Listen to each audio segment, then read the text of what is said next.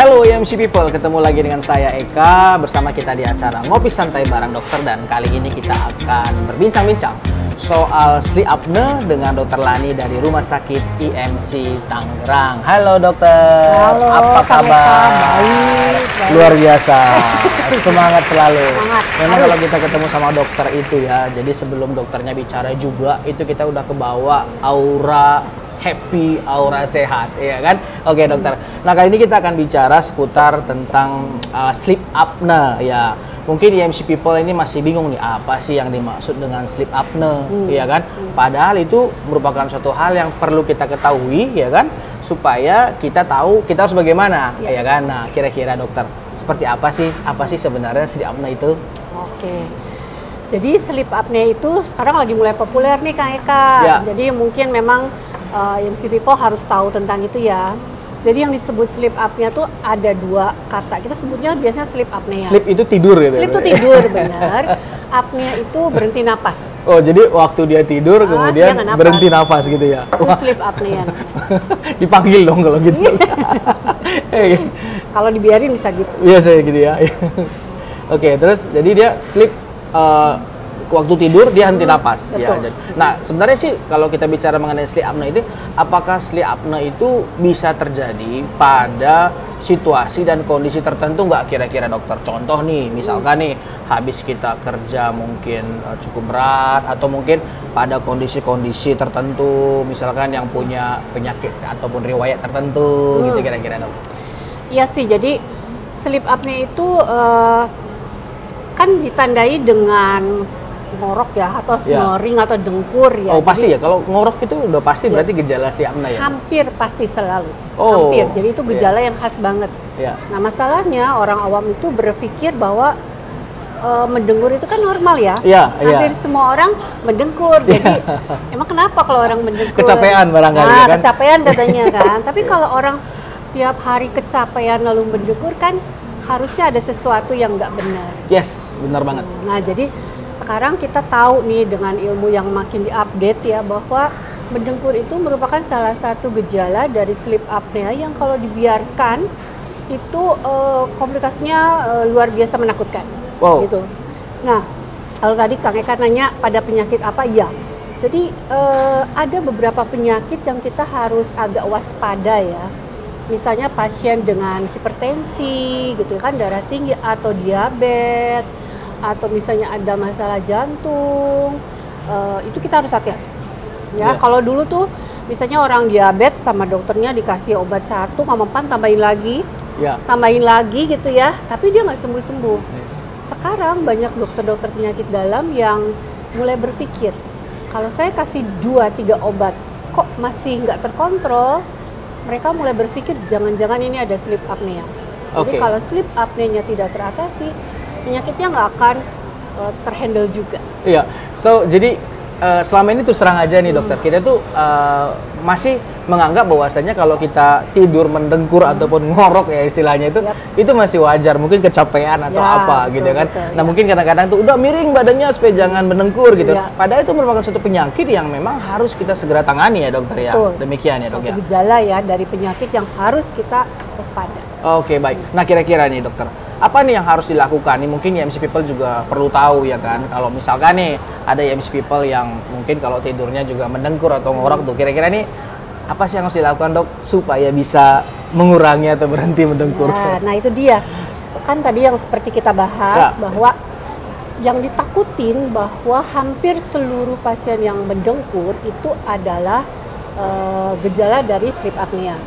Satu-satunya cara buat kita mendetek benar nggak sih nih pasien sleep apnea gitu ya, kita harus melakukan suatu prosedur diagnostik yang namanya sleep study atau polisomnografi. Jadi pasien itu cuma disuruh tidur ya di rumah sakit, datang juga malam karena kita kan biasanya tidur malam ya bukan siang. Jadi pasien datang sekitar jam 8, terus disiapkan segala, terus pasien cuma disuruh tidur tetapi dipasang serangkaian alat. Nah, nanti itu akan direkam, gitu. Nanti dokter di sleep klinik itu akan mendiagnosa, melihat, menganalisa apa yang terjadi sama pasien itu selama dia tidur. Kalau dia ada sleep apnea seberapa berat Jadi bisa kita putuskan mesti diapain. Oh.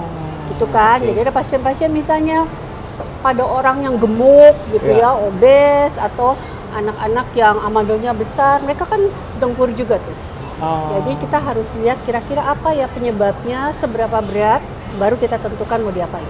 Oh, berarti kita nggak bisa nih, misalkan serta-merta nih karena, oh ini tidurnya mendengkur ya kan, ya. wah ini harus kasih obat apa gitu, itu Oh, nggak iya. demikian dok ya. Jadi Tidak. harus diperiksakan dulu Betul. ya dokter ya, baik. Karena yang kita takutin sleep apnea-nya itu kan. Oh iya, jadi sebegitu parahkah sehingga pada saat mungkin tidur itu bisa berhenti nafas Yap. dan mungkin langsung meninggal gitu dok? Yes. Itu gimana? Kak Mika pernah ini nggak percaya nggak? Ada salah satu pasien saya yang dilakukan sleep study itu bisa nggak napas itu sampai semenit lebih. Berhenti bernafas selama 1 menit? Yes, 60. Jadi dia tuh kalau nggak salah gini 70 sekian detik nggak nafas. Dan pasiennya waktu saya kasih lihat ini loh Pak, Bapak tuh nggak nafas, dia kaget. Karena dalam keadaan tidur kita kan nggak sadar ya, kita berhenti napas kan. Tapi kalau dalam keadaan begini kan kita nafas terus nih gitu kan. Kadang-kadang banyak pasien-pasien apnea tuh yang apa ya, menyangkal. Kalau dia ngorok atau dia nggak nafas, biasanya ntar istrinya yang tahu, kamu bener loh nggak nafas gitu ya, diem gitu kan. Nah kalau dibiarkan itu bisa keterusan. Wow. Tadi dipanggil dia lama-lama, kayak orang yang tenggelam gitu ya, tenggelam kayak orang atau dicekek, dia nggak bisa napas kan. Oke. Kalau terlalu lama kan dia bisa terus bablas. Iya, baik dokter. Sudden death namanya. Jadi apakah ketika misalkan nih mungkin MC People ya yang mungkin nonton acara kita kali ini, kalau misalkan ya ada kerabat atau mungkin MC People sendiri nih tidurnya ternyata mendengkur, apakah harus serta-merta itu harus konsultasi ke dokter atau mungkin ada tanda-tanda ini bahwasanya oh ini waktunya untuk bisa langsung konsultasi ke dokter untuk konsultasi soal mendengkurnya ini gitu kira-kira dok? Ya, ada beberapa gejala lain ya. Kang Eka, selain mendengkur yang kita harus aware, ya harus segera berobat. Misalnya mendengkurnya tuh makin lama makin keras, biasanya kan pasangannya yang tahu ya. Kalau pasiennya ditanya bapak mendengkur enggak gitu ya, tapi biasanya tuh si istri gitu, atau misalnya kalau perempuan si suami yang bilang mendengkurnya makin lama makin hebat. Bangun tidur tuh sering sakit kepala atau merasa nggak cukup tidur meskipun tidurnya udah 10 jam gitu ya. Atau sepanjang siang itu ngantuknya tuh luar biasa, meeting dia tidur gitu ya, atau misalnya nggak bisa fokus pada kerjaan gitu ya, performance-nya nggak bagus, kita mulai memikirkan pasti ada yang nggak beres gitu ya. Jadi itu saatnya kalau ada EMC people yang punya gejala-gejala seperti itu cepat mencari sleep clinic untuk kita mendetek ada kelainan nggak. Oke, baik. Jadi memang sih EMC people juga kita perlu sangat pahami bahwasanya kadang-kadang tuh memang apa ya penyakit atau kondisi yang selama ini mungkin kita anggap itu ringan sebenarnya bisa saja sebenarnya itu membahayakan ya dokter ya. Betul. Nah kalau mengenai kira-kira nih pengobatannya nih ya kan, kalau misalkan setelah nanti tadi dilakukan sleep study ya dokter ya namanya ketahuan nih, oh ini penyebabnya apa gitu. Nah kira-kira apa saja opsi-opsi untuk pengobatannya? Oke. Jadi kalau sleep apnea itu kan kita bisa bedain jadi 3, sleep apnea ringan, sedang, dan berat. Oh, ada ringan, sedang, berat. sedang, dan berat. Nah, ini apa bedanya ringan, nih? Ya biasanya kadang-kadang kita cuma kasih, kita sebutnya sleep hygiene ya, meningkatkan kesehatan tidur mereka. Ya. Kayak misalnya tidur harus teratur, kamar harus nggak boleh terang benderang, misalnya kamar gitu ya. juga berpengaruh ya dok ya? Betul. Jadi sebenarnya kalau bagusnya sih kita tidur itu kamarnya lampunya gimana? Redup sekali atau gelap. Kalau warna daripada redupnya itu ada nggak dok? Warna apa gitu? Warna? Enggak sih, sebenarnya kan kita suka ada yang kalau warnanya jangan putih gitu yang itu nggak apa-apa sih. Apa aja ya? Tapi dia redup karena otak kita tuh bisa dilatih istilahnya. Kalau dia terang begini dia akan wake, itu bikin kita bangun. Tapi begitu dia gelap dia akan tahu, oh ini waktunya tidur. Nah itu seperti kesehatan tidur. Atau misalnya pasiennya bisa kita kirim ke dokter gigi. Oh gigi? Gigi, bener. Tapi yang mengerti soal sleep knowledge ya. Jadi dia akan bikinkan alat supaya pipa nafas kita yang kesumbat di belakang itu tidak akan tersumbat dengan pemasangan alat oral device kita sih. Tapi kalau sedang dan berat itu ada alat yang memang khusus pasien harus pakai, namanya CPAP. Oke. Selain itu kita lihat kalau misalnya penyebabnya ada amandelnya besar, mungkin kita kirim ke THT, apakah perlu tindakan operasi atau enggak. Oh, jadi bisa juga penyebabnya itu adalah amandel ya, dokter? Betul. Jadi mungkin sleep apnea itu bisa terjadi mungkin apa ya, nafas yang kurang lancar peredarannya gitu, apa gimana? Kasarnya begitu, jadi di belakang lidah kita tuh kan ada pipa ya, Iya. ada pipa panjang sampai ke paru, tempat kita Iya. ngambil oksigen, Iya. sambil CO2 kan, membuang CO2. Nah kalau pada sleep apnea, pipa itu kesumbat.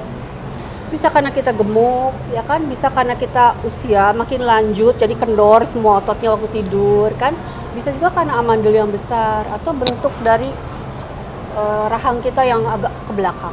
Oh, iya. Jadi banyak sebabnya, itu yang mesti dicari. Bayangkan kalau pipa itu kita tidur nggak sadar, tapi dia nyumbat. Jadi kita nggak dapat Wow. oksigen kan? Iya, nah, itu bahaya yang menyebabkan banget. kita ngorok karena kita kayak tenggelam mau ambil udara. Iya. Itu yang kan ngeri ya. Iya, oke, baik. Nah, jadi EMC People yang tadi kita sudah dengarkan ya, informasi yang keren banget dari dokter ya kan, bahwasanya memang sih kalau kita mengalami kondisi di mana kita mendengkur ataupun ngorok itu merupakan suatu hal yang cukup serius ya untuk kita bisa perhatikan ya. Baik. Nah, mungkin kira-kira nih dari dokter buat EMC People nih, apa ini kira-kira yang harus disampaikan ya kan terkait mengenai sleep apnea ini, biar bisa menjadi informasi yang apa ya, yang up to date lah dan juga bisa berguna juga buat EMC People. Ya untuk EMC People yang di luar sana, yaitu kita udah membahas nih berdua betapa berbahayanya yang namanya sleep apnea, yang mungkin ilmu baru tapi sebenarnya sangat penting untuk diketahui oleh EMC People.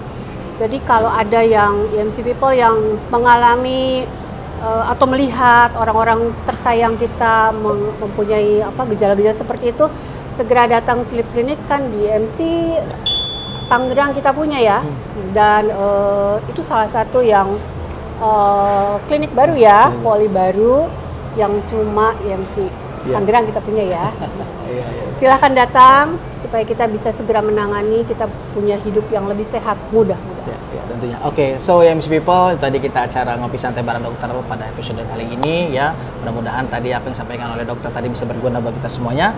Dan mungkin tadi dokter sampaikan juga bahwasanya kita tidak boleh lengah ya kan, segala sesuatu kita harus aware supaya kita bisa cepat tangani ya dokter ya. Baik, terima kasih. Kalau misalkan ada EMC People yang mau nanya-nanya, mau konsultasi lebih lanjut ke dokter Lani, silahkan datang ke Rumah Sakit EMC Tangerang. Dan kita ketemu lagi di acara ngopi santai bareng dokter di episode berikutnya. Bye.